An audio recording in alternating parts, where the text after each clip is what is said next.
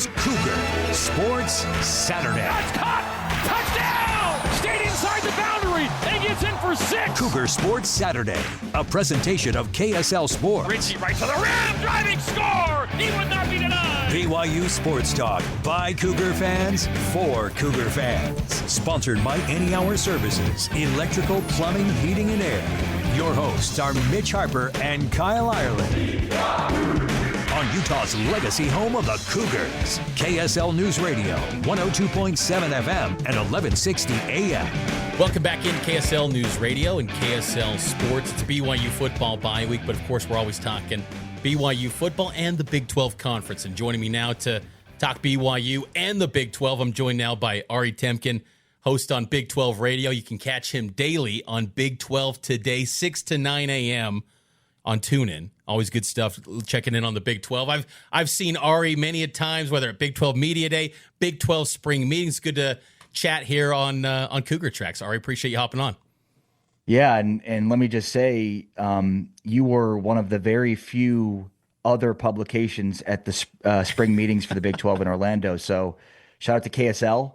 We know that BYU media travels and goes to a lot of events, but that's huge. And especially given like it was Big 12 radio and then local Orlando, UCF, and then you. So again, that, shout out to KSL Sports for doing that because, that's an investment and they're investing in the product and in, the overall coverage. And so like we should applaud that because that's not a given in today's world. It used to be that, of course, you traveled, and I'm sure that like spring meetings were flush with writers from across the Big 12, but that was just not the case this year. And so I'm glad you were there. It was great to see you, and and hopefully more of those as well. I agree. And maybe this ties into the media aspect and everything looking at the Big 12 football. Again, Ari Temkin here on KSL Sports.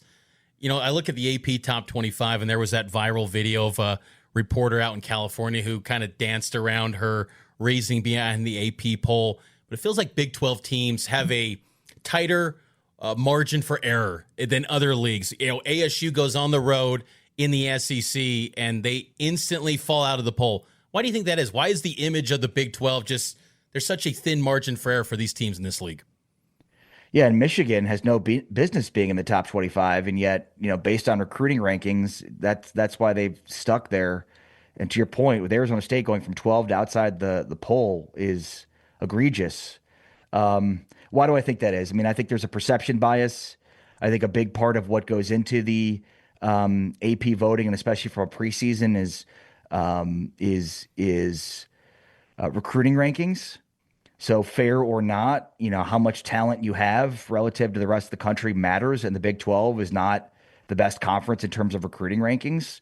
Some good players in the conference. And obviously it's on the uptick when you look at kind of the future of recruiting in the Big 12, specific to BYU and to Texas Tech. But, there's the blue chip ratio, Mitchell, which I'm sure you know about. But for your listeners, basically Bud Elliott from CBS Sports, 24/7 Sports, came up with this stat that holds true. Basically, in the modern recruiting rankings, if 50% of your roster is not 4 or 5-star recruits over a 4-year period, you cannot win a national championship. And it's not a predictive metric, but it is a tool of analysis. Teams have won playoff games. They've gotten to the playoff being short of that threshold, but never won. And obviously TCU is an example of that. So every team that's won a national championship, basically in the modern recruiting rankings, which stretches back 3 decades, has had at least 50% of the roster be 4 or 5-star recruits over a 4-year period. So, I think that plays a huge role in this. Should it? No.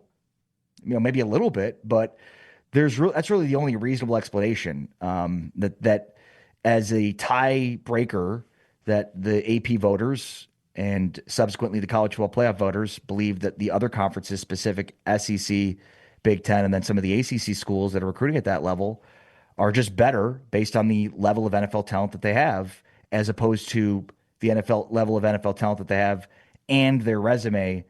And the other thing is I think, while the AP should vote in the preseason poll, I think you should restack the deck following week 1, meaning even if you were ranked, I don't think you should fall after a loss. I think you completely restart. And because, you have these preseason expectations of certain teams, and who knows if those are true. And so the preseason being the starting point, I think it's a good starting point, but I think you start over after week 1, and then you can move the chess pieces around following that. So there's definitely a perception issue with the Big 12. I think being more top heavy would help fix that. I think having more consistency at the top would help fix that. Being a league of parity does not help that. And then, of course, the recruiting rankings, I think, play a crucial role in that, too. It is interesting with the recruiting rankings. BYU last week, they're facing a team in Stanford who talent composite in the top 50, 46th in 24/7 Sports, while BYU 70th. Their recruiting for BYU hasn't been great in past years by the star ratings yet. In the future, it appears it's going to be better with guys like Ryder Lyons in the pipeline for BYU. Again, talk with Ari Temkin here on KSL Mitch, Sports. Real quickly, to your point, that looked like a huge talent discrepancy between two teams. But the opposite of how you've just described it. It's amazing. BYU is not going to get much credit for beating Stanford, and yet they probably should. They really should. And that's what's frustrating, I think, with the Big 12 is that I think there's good football in this league, and you're covering it every single day. I see BYU, but I'm trying to watch as much Big 12 as possible. And I've quickly learned in these 3 years there is great depth. There's great coaching in this conference, yet it just seems to always get overlooked. And maybe that was a case of when the league was created in 96, it just wasn't always in the marketed TV windows to really build up these followings, but there's good football in this league. Yeah, and look, I know I've talked about this with other people from BYU. It's like two lost souls here. This, as we're talking through the Big 12, should not be a surprise to BYU fans, because I'm sure you're used to this. You're used to the perception of BYU being, they're not as good. They don't play a Power 4 schedule. BYU's history is littered with being underappreciated, in the national landscape. And so now they join a conference. You think, it's a Power 4 league. It should substantiate what they've done. And, BYU finds itself in the same spot that the Big 12 does. So it's like we've been lost souls, and now we've been united that, and in that. Look, I think the Big 12 does itself very little favors. It went 10-5 this week. There's some bad losses in there. It's not the only conference that has bad losses, but the Big 12 has now 3 losses to the SEC, including Arizona State and Mississippi State, a game that we certainly didn't expect Arizona State to lose in the preseason. I know it's on the road, but then Auburn going to Baylor and getting a win there. And then obviously Kansas losing to Mizzou, which is a game that I think, the line should indicate that people expected Mizzou to win that game. But Ohio beating West Virginia in a game where they had 3 second-half interceptions does not look great, and West Virginia's offense under Rich Rod looks atrocious after 2 weeks. Kansas State losing to Army at home does not bode well for the conference. It's not helped the perception of the conference. Army just lost to Tarleton State, so we could talk about a new quarterback that started the game for Army this week that was a lot better, but that doesn't matter. That's all the perception issue. So going 10-5.